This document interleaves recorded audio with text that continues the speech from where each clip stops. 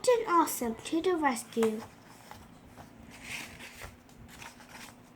Chapter 1. Here he comes to save the day. Where's my Captain Awesome cape? Eugene grumbled as he searched his closet. He tossed clothes back over his head, covering a stack of Super Dude comic books. Psst! Want to know a secret? It's the most hugest, gigantest, enormous secret ever. The boy looking for his cape is not just 8-year-old Eugene McGillicuddy, son of Ned and Bestie, and brother to his little sister Molly.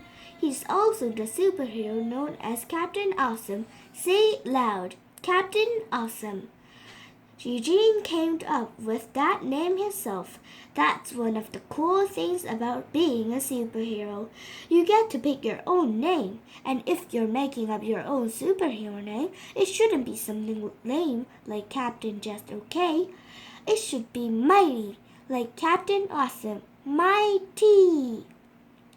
Eugene plopped on the pile of clothes and crossed his arms. Next time I'll remember to follow superhero rule number 1. Never let your mom pack your superhero stuff when you're moving to a new town. I bet Super Dude's mom never lost his cape. Wait, you've never heard of Super Dude? He's only the coolest, bravest, heroic superhero of all time, and the one responsible for Eugene being Captain Awesome. It all started the day Eugene's dad gave him his copy of Super Dude number 1. Sure, it might look like he was just giving Eugene the comic so he wouldn't tell his mother who ate the last of the chocolate chip ice cream, but Eugene knew what his dad secretly telling him, since he's too busy with work and that stuff like mowing lawns and telling Eugene to keep his elbows off the dinner table and eating the last of his mom's chocolate chip ice cream. It was up to Eugene to save the world from now on. Eugene and his family had just moved to a new town for his dad's job, called Sunnyview. He worked for the Cherry Computers. Cherries on top? Eugene, his mom called from downstairs. Can you please come down when you get a chance? I want to talk to you about school. Oh, great. First, she loses my cape, and now she wants to talk about school. Eugene looked at the calendar on his wall. And tomorrow's my first day. Hooray. By hooray, I really mean barf. I don't want to go to a new school. Eugene fell backward into his clothes pile and covered his head with his pajamas. Things are really getting desperate. First his cape was missing, and now school talk? Yuck! Could today get any worse? Eugene leaped to his feet and struck a superhero pose. Miff invent da mine Poohberry about barf. Eugene stopped and yanked the pajamas off his face. This isn't the time to worry about barf and new schools, Eugene said and punched his hands into his palm. I need to find my cape, or Captain Awesome won't be able to protect Sunnyvale from the evil doings of bad guys like Queen Stinky Pants or Baron Von Booger or Dr. Spinach. Letting the bad guys win is worse than homework on a weekend. Evildoers all over Sunnyview had better beware, because Captain Awesome was going to ferret them out just like a ferret stuff, except he'll be wearing a superhero outfit and he don't have a furry tail. Captain Awesome will give bad guys his famous 1-2 punch and tell them to change their ways and become good guys, or or he'll tell their parents. Bam, pow, whap. And if you think the Captain Awesome 1-2 punch sounds scary, you should see a supervillain's angry parents. Bad guys hate to lose, but they hate being grounded even more. But instead of fighting evil this morning, Eugene was digging through all the boxes in his new bedroom looking for a superhero cape. I bet Super Dude never had days like this, Eugene sighed. And that's when Eugene heard it. The evil goo and gah of his archenemy, Queen Stinky Pants from Planet Baby, Eugene's room stuff. Chapter 2. The Attack of Queen Stinky Pants. Left foot, right foot, goo. Fall down. Get up. Left foot, right foot, fall down. Gah! Get up. I know those sounds anywhere. Eugene raced to his bedroom door and peeked down the hallway. There she was. Queen Stinky Pants, he cried. My arch enemy from Planet Baby. Even from the safety of his secret hideout, Eugene could smell the terrible stink of her stinky stink powers. Bleh! She followed me to Sunnyview. She found my secret hideout. She'll discover my secret identity, wailed Eugene. Then he realized the worst thing of all.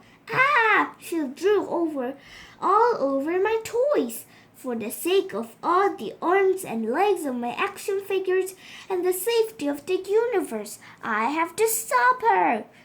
Eugene jumped onto his bed. He stuck out his chest and thrust his fists into the sky, just like he had seen Super Dude do on the cover of Super Dude number 7, when he fought the Society of Evil Babysitters.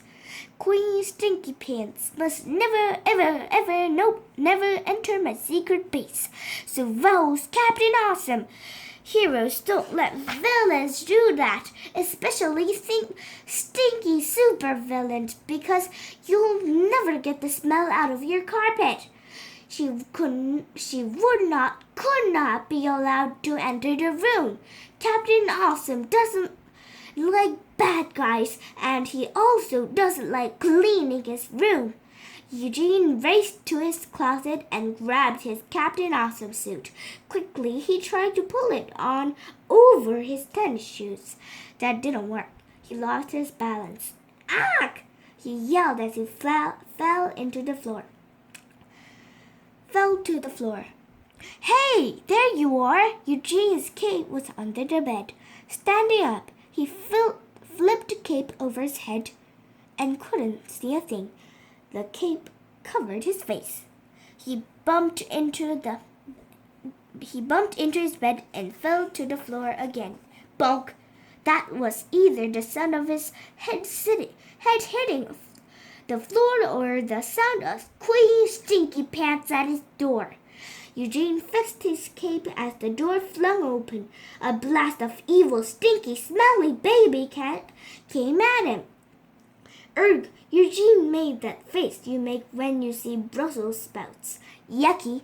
Bawa goo baba say gindata! Queen Stinky Pants babbled in her secret evil baby language. Eugene knew what every sound meant, though. After she stunk up his room, she was going to drool on everything he held most dear. He had to protect his army of action figures and his collection of Super Dude comic books. Gross! No drooling on my watch, the villain! Eugene called out. Captain Awesome and his cape leaped into action. Chapter 3. Evil wears pink ribbons in his hair. Ring! Org! Eugene cried out. The school bell! Was it the first bell or the second bell at Sunnyview Elementary School? Was Was he on time or later than late? Being the late was bad, but being later than late and on the first day at a new school was the worst. Like green bean ice cream covered in broccoli, much sauce worse. Just as yucky, Eugene crackled open the floor to the school hallway. Hallways were a danger zone where the principal or vice principal patrolled. A duo of doom that would like to lock up a late student in their dungeon of detentions. Together they could not. They would wait like a furry little spiders, hungry for a buzzing late fly with a backpack. Stomp, stomp, stomp. Footsteps echoed down the empty hall. Only a principal would wear shoes that stomped so loud, or someone wearing bricks on their feet. Oh no! What if the principal's shoes are made of bricks? Eugene gasped. What kind of school is this place? Eugene dove into the nearest classroom to avoid Principal Brickfoot. He ducked as the principal lumbered by. Stomp, stomp, stomp, echoed down the hall. You'll never catch me, Principal Brickfoot, Eugene chuckled. Can I help you? Voice behind him asked. Eugene spun from the door and faced a teacher. No, he stammered. I was just hiding from Principal Brickfoot. The class laughed. Eugene's fingers dug into his backpack, clutching it tighter to his chest. I'll bet you're Eugene McGillicuddy, said Miss Beasley, the teacher said. Eugene gasped. How could you know that?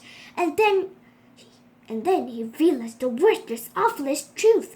She can read minds. Eugene grabbed his head to stop her from sucking more thoughts from his brain. Miss Beasley held up her right hand and the class stopped giggling. Eugene, I have your name on my roll sheet as the new student. Why don't you tell us all about yourself? Eugene looked around, hoping there was another new boy named Eugene standing behind him. I'll bet Super Dude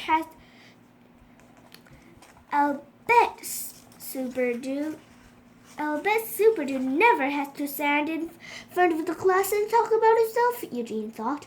I also bet Super Dude doesn't have a brain sucker for a teacher. Ha ha ha! Meredith Mooney laughed. The new kid is a scaredy pants. Oh, please tell us about your so special self, Eugene. Won't you please? My ears can't wait. Meredith, please be polite, Miss Beasley said. Eugene guessed that Meredith's mother must tie the pink ribbons in her hair too tight. That would explain a lot about how she was acting. We were all waiting, Eugene, Miss Beasley reminded. Then Eugene realized something more awful than a babysitter with bad breath.